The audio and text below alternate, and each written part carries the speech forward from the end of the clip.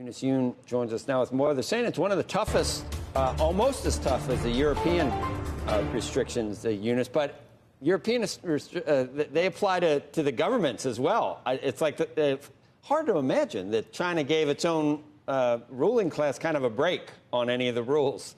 Shocking.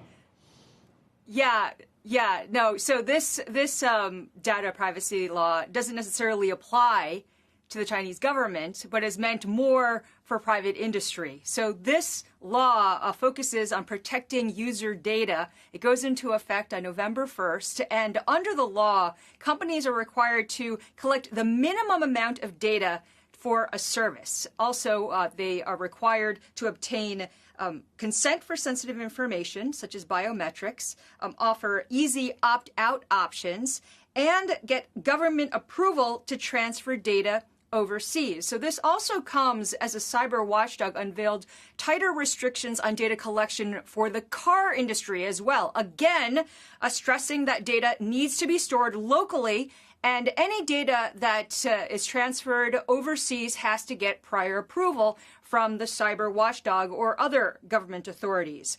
Now, the concern is that these new requirements are just going to make it much more difficult for a lot of these tech companies as well as other companies to expand because, as you well know, one of the practices here is that they would collect a lot of the information to provide more personalized services for their customers. Now, Chinese lawmakers, in addition to talking about data privacy, have been also discussing several other agenda items, including an anti-sanctions law that was supposed to be expanded to Hong Kong and Macau, or at least that was the expectation and still is the expectation. But in a surprise move, the lawmakers decided to delay the vote.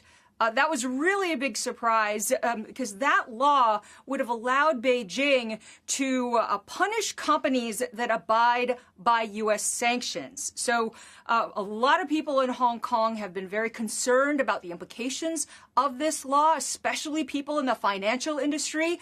There aren't a whole lot of details of what it would all look like. But Hong Kong is known to be a premier place to get a lot of financial work done, a financial hub.